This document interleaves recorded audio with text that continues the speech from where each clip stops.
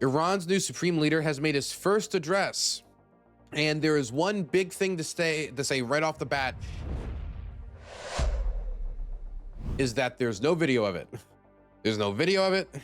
There's no photographs. There's nothing like that.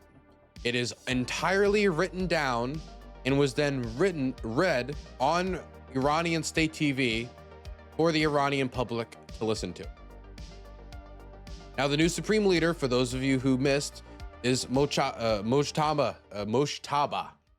Sorry, I got to get used to it, okay? The last guy, you know, one after the other, it all worked, but Mojtaba Khomeini. It's a big adjustment for the mouth. I got to learn it. Mojtaba.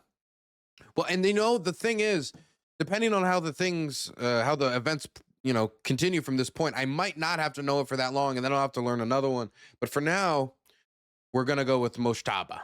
Okay. Now, Mojtaba Khomeini is an interesting guy because I only knew him as a possible successor that they talked about, that the clerics frowned upon, because the idea of hereditary succession from one supreme leader, one Ayatollah to the other, is kind of seen as like, that's not nice. That's not, you know, that's not religiously good. It's not religiously good. And the top clerics and religious leaders were not a huge fan. But the truth of the matter is that Iran is in a very difficult situation. And this man has a lot of influence within the IRGC, and the IRGC is incredibly decentralized, and they need somebody at the head who has a lot of trust in the IRGC, and so that immediately made him a leading contender. He also, by sharing blood with the late supreme leader, probably for those who cared about the man who was just, in their eyes, martyred in front of the whole world, that is going to add some credibility. And when it comes to somebody who is loyal, when it comes to Donald Trump trying to choose the next leader, he says, I want to be the man choosing the next leadership of Iran. He wants to be in the front row seat, making all those decisions. They want somebody who's loyal to the Islamic Revolution. This guy just lost his dad, his mom, his wife, and his son. This guy is a hardliner before, and he's going to be probably more of a hardliner now. Maybe that will change with time as we get to know him more, but I find that very unlikely given the circumstances currently. And in this speech, we seem to be on that pathway. See, he has said nothing on Trump's big issues that he said motivated his interventionism. Number one, in this first address, he says nothing about the president of the United States. Now, this was a later demand, giving him anything close to his unconditional surrender. Nothing that could have been interpreted like that. Obviously, through his own selection, by him being the one speaking here, he has implicitly rejected President Trump's ability to choose the next leadership of Iran. He gave no concession on the development of an atomic weapon, despite that the official position of the Iranian state is that they're not developing an atomic weapon, but 65% enrichment is a pretty clear signal of what you would like to do. And they have not given that up as far as we know. We have heard nothing of the sort otherwise. We have also heard nothing of the sort when it comes to getting rid of the long-range ballistic missile program, even if it has been heavily degraded by operations, which is probably undeniable at this point. The question is have they sabotaged production enough in order to knock down their ability to replenish their stockpiles once this is all over? And how full are their stockpiles at this point, since they're launching single-digit missiles, 86 to 90% reduction from where it was before, right? So this is still something they haven't given up, and they're still wanting to develop the program that could attach an atomic weapon to it and then be used in a strike, giving them the ability to strike ICBM targets across the globe, right? This is a fear for the United States, the combination of the atomic program and the development of the ballistic missile program, and we have heard no compromise on that. We've also heard nothing in the way of compromise when it comes to supporting proxies. In fact, we have heard the opposite, where the group Hezbollah, which is currently going back and forth with the Israelis in southern and central Lebanon, they rededicated their support for the Ayatollah. They declared their loyalty to them, and they have been firing rockets at northern Israel, and Israel has been decimating southern Lebanon. So I would say that I don't think that quote-unquote proxy, as people say, is going anywhere. I also don't think Kataib Hezbollah has lost its ties to Iran, and I think they want continued funding once this is all over. And I also don't think the Houthis have changed their strategic alignment as well. I don't think they have anywhere else they could align to be quite frank with you. So I don't think anything has changed on the way of supporting those groups. The only major change, irrespective of the war, this is something that happened regardless, is that the Syrian government is now no friend of Iran, and the passageway from Iraq to southern Lebanon to reinforce Hezbollah has been cut off by the government of al-Shura. So, I mean, like right now, I don't see any of the major demands Trump made being met. And so when you listen to Trump talking about our successes, he's saying we decimated the Iranian Navy. We're like, okay, that's interesting. I sticker for you. When was that the goal? Does anybody remember the point where Donald Trump came out and said, oh, we need to stop that dastardly Iranian Navy? The Iranian Navy, he said that we needed to strike Iran because they were about to attack the continental United States. And he believed from what he saw that that's why we didn't need to consult Congress. We just needed to move and endanger our assets in the region, endanger our forces in the region, endanger regional stability. Desalination plants have been bombed in the process. Almost every single airport in the region has been shut down for like 10 or 11, 12 fucking days. If you're trying to get out of there, good luck. They did not have a civilian evacuation plan for the immediate Iranian response. So he did this without everything completely thought out. They had to go to the Ukrainians to try to quickly integrate them in their defense strategy to protect their bases, to protect their soldiers, because it seemed like they did not have enough anti-drone capabilities after they snubbed the Ukrainians for the very same capabilities 7 months ago when they dismissed it as fear-mongering before they turned around and found out very much it was not fear-mongering about how drones are changing the face of warfare and how these Iranian strike drones, whether or not they're the most powerful munitions, they can be produced cheaply in great number, and they can be thrown around continuously. And if you want to keep markets hostage, that's useful. The Houthis were able to show how some pretty cheap munitions could damage international markets, and the Iranians have shown that once again as we're sitting at $96 a barrel today. $100 a barrel is going to come around again. It jumped up in a price hike a few days ago and is going to jump up past $100 again, probably by tomorrow or the next day if nothing changes. This is despite the fact that the United States government has released 172 million barrels from its strategic oil reserves, and the International Energy Agency has released 400 million barrels from its strategic reserve, coming to a grand total of 572 million barrels released into the international market. And you want to know how much it nudged the oil price? Very little to none at all. We're still going to go up past $100 a barrel, and there's no reason to believe it will stop at past $100 a barrel. There's a good chance we'll see 110, and 120 is not an unreasonable. We really don't know where it's going to stop. The Strait of Hormuz has 20% of the world's fuel go through that area, as well as like 30% of fucking fertilizers, a decent amount of the world's LNG. And when you cut out that much of the world's supply, other buyers, whether or not we're energy independent, are going to have to find other sources.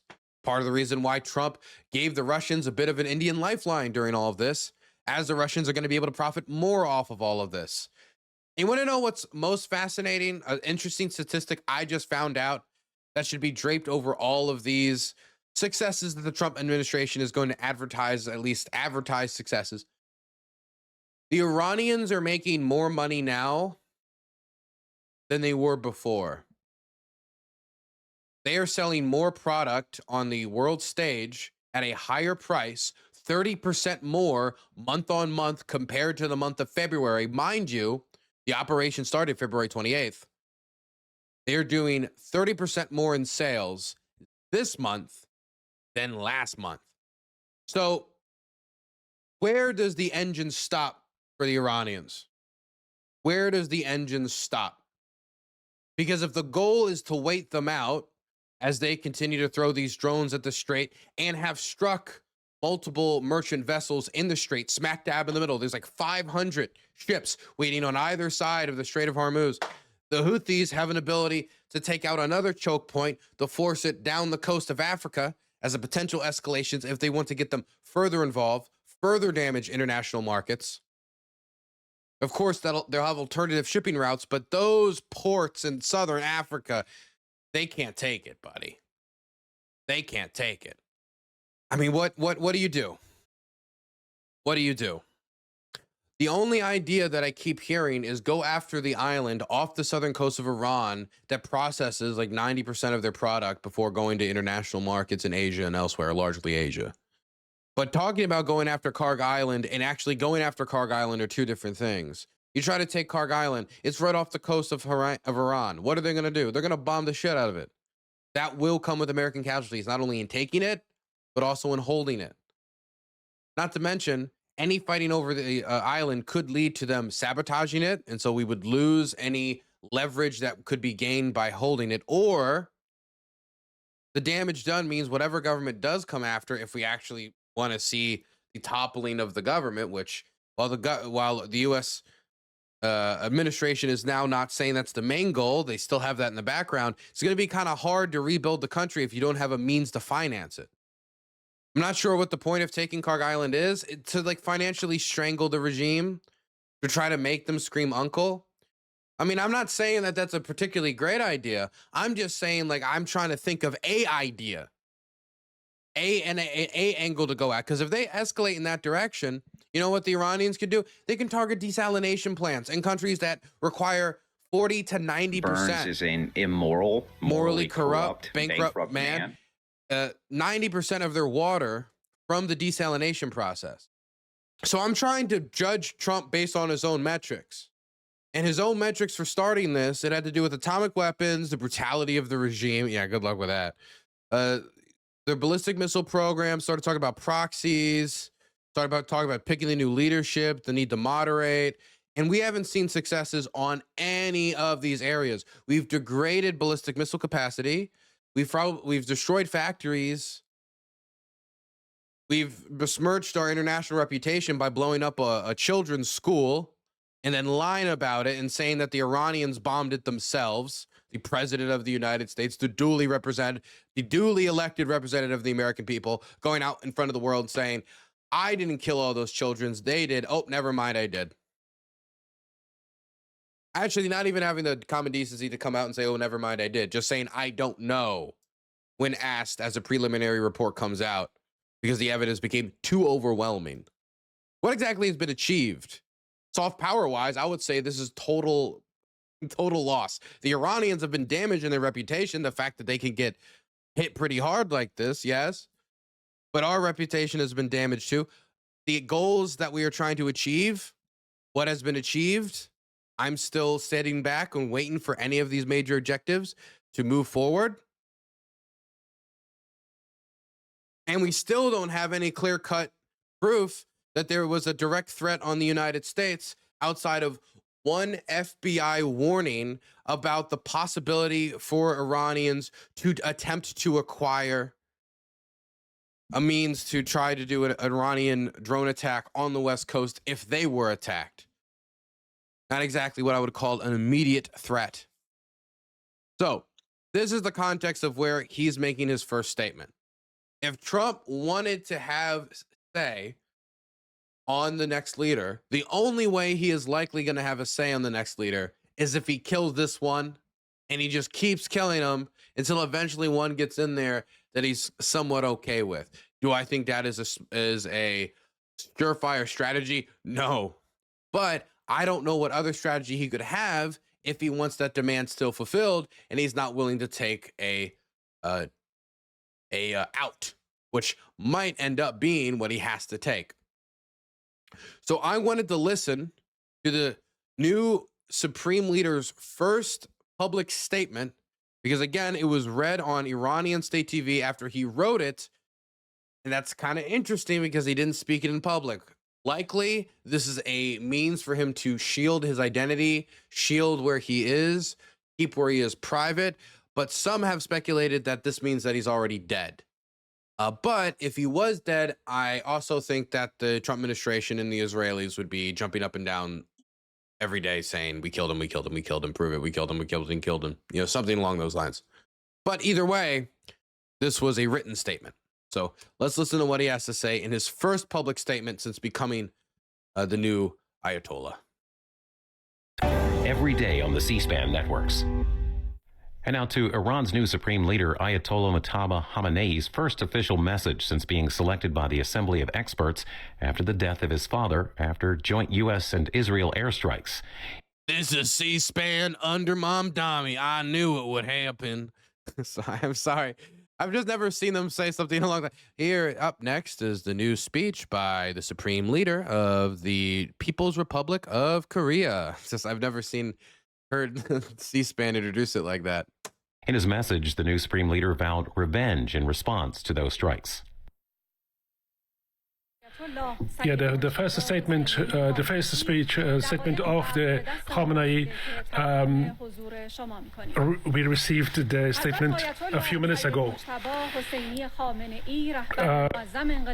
Mujtaba Khamenei, the leader of the Islamic Republic, in their first public speech addressing the great nation of Iran and the brave fighters of Iran, the fatalities, those who were injured, and also they addressed the leaders of some neighboring countries. The Islamic leader said that it has been very difficult to be the successor of Khamenei and Khomeini, and mentioned that in order to bring peace in the country and bring unity among people, we should have an effective presence in the field and also have a presence on the Quds Day. Khamenei also thanked the brave fighters of the country who stopped by their crashing forces and also encouraged the people to stay united, and he emphasized and also mentioned about how the closing the Hormuz Strait should be used and reopen it if the war is stopped. Also, he addressed those people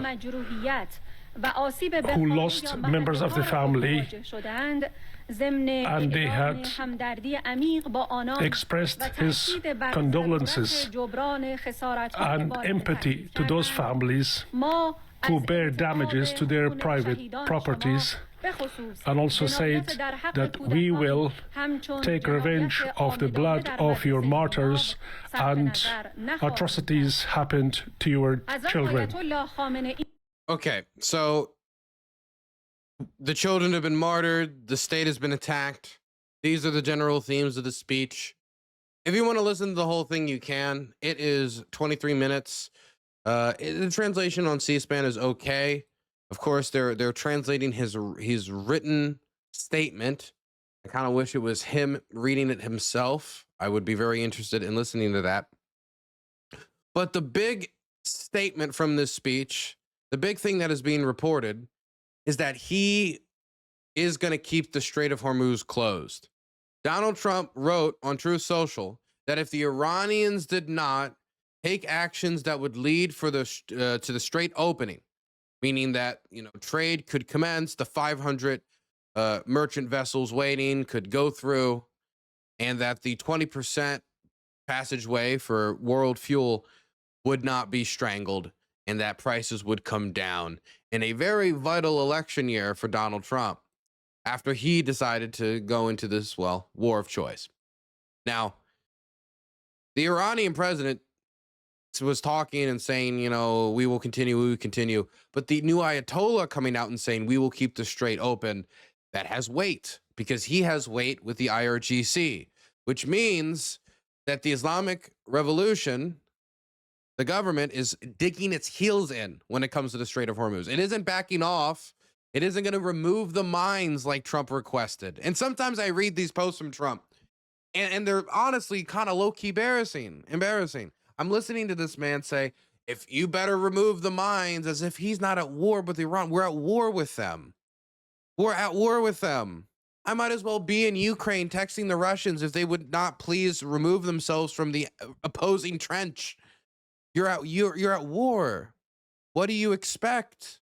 What do you expect? You bombed and killed their supreme leader, and you're on Truth Social requesting for them to surrender their main point of leverage. Oh, why? Is it because it annoys you?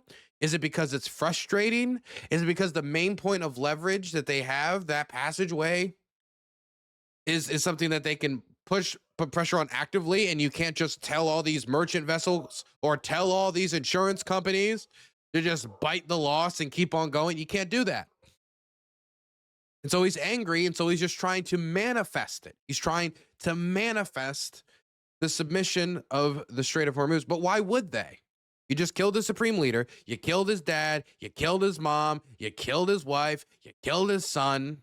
You killed IRGC leadership. Commander of the IRGC is decentralized right now. That's part of the reason why some of the targets can feel disjointed, because they're probably going off of pre-war lists of targets to go after in bases, possibly Russian info that's going down the train from the intelligence reports that are being released to the public, possibly assistance with the drone program, again, courtesy of the Russians. But at the end of the day, it is a disjointed command, so that means a lot of the targeting is going to be disjointed. Either way, though, all of them knows the importance of the Strait. They still have the short-range missiles they can launch at it. They still have drones they can launch at it. There's a decent possibility that sea mines are along the Strait of Hormuz, and it would not take a lot of them for you to either raise the insurance prices or make the company, the people that would actually have to go and make that run say, fuck that shit. I'm going to sit here and I'm going to wait for this to be over. If I try to run it, they might blow me up. If I sit right here, no one's going to try to blow my ass up. Nobody wants to be one of those missing sailors that we're getting reported on. Let me read you guys prices right now. And this is the dilemma that Trump's going to have, okay? Let me read you these prices. 1 month ago, the national average gas price was $2.94.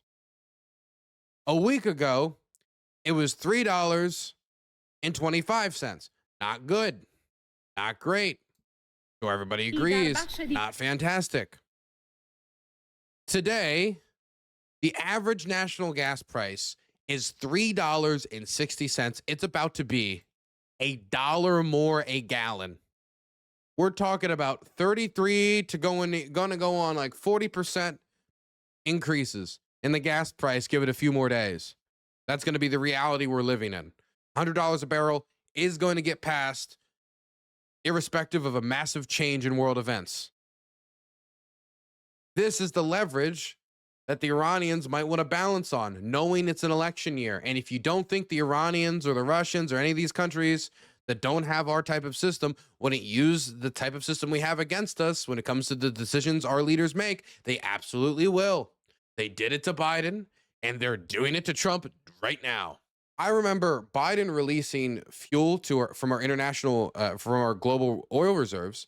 I think it was like a little bit over 100 million barrels, but it was still like a significant amount from our global reserves, and seeing Republicans go crazy about the idea, none of whom are talking about it right now in that context. They said at the time it was political, that he was choosing his poll numbers over the country because he wanted to bring down energy prices unnaturally to help him electorally.